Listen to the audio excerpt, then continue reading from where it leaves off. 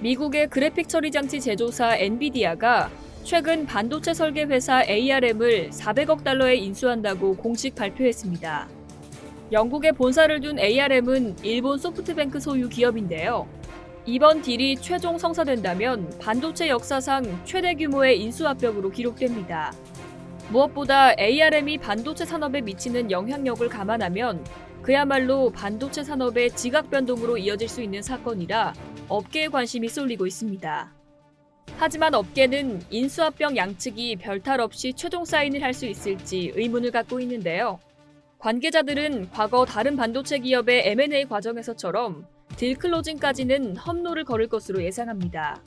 반도체라는 산업의 특성상 국가와 기업들 간의 전략적 이해관계가 매우 복잡하게 얽혀있기 때문입니다. 엔비디아는 이번 합병을 통해 ARM의 에코시스템과 엔비디아의 AI 플랫폼이 창출하는 성장 기회와 R&D 시너지를 주로 강조했지만 시장은 그렇게 보지 않습니다. 이번 거래의 장벽은 일종의 공공재적 성격을 갖는 ARM이 특정 반도체 업체에 종속될 경우 지금까지 30년간 쌓아올린 ARM의 생태계에 균열이 발생할 수 있다는 게 업계의 우려입니다. ARM의 설립자 헤르만 하우저도 이 같은 이유로 ARM 매각은 재앙이 될 것이라며 보리스 존슨 영국 총리의 적극적인 거부권 행사를 요청해 놓은 상태인데요. 인수합병 관련 컨퍼런스 콜에서도 두 회사가 협력하면 될 일을 굳이 인수까지 할 필요가 있느냐는 질문이 나올 정도입니다. 두 번째는 이번 인수합병의 가장 큰 장애이기도 한데 바로 미국과 중국의 무역 분쟁입니다. ARM의 아키텍처는 중국의 AP 업체들도 사용해야 합니다. 그런데 미국 기업인 엔비디아가 ARM을 인수하면 화웨이 제재와 마찬가지로 미국 기업의 설계 자산을 사용할 수 없도록 미국이 중국 기업을 제한할 가능성이 있습니다. 중국 입장에서는 스스로 리스크를 하나 더 추가할 이유가 없습니다.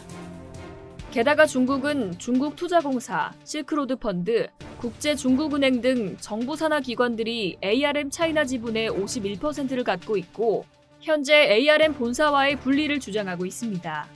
중국은 ARM 차이나를 국유 기업으로까지 생각하고 있는 마당에 트럼프의 칼날을 받으려고 할까요?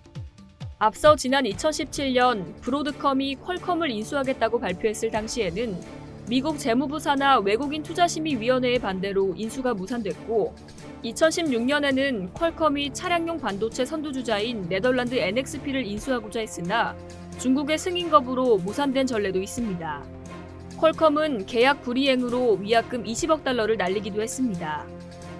한 업계 관계자는 이번 인수에 대해 실제 합병이 승인될 가능성은 낮다면서 합병이 될 경우 반도체 업계에는 강자가 출현하는 것이고 다른 제조사들도 이에 대비해 자체 설계 능력을 키운다든지 하는 중장기적 움직임이 나타날 수 있다고 했습니다.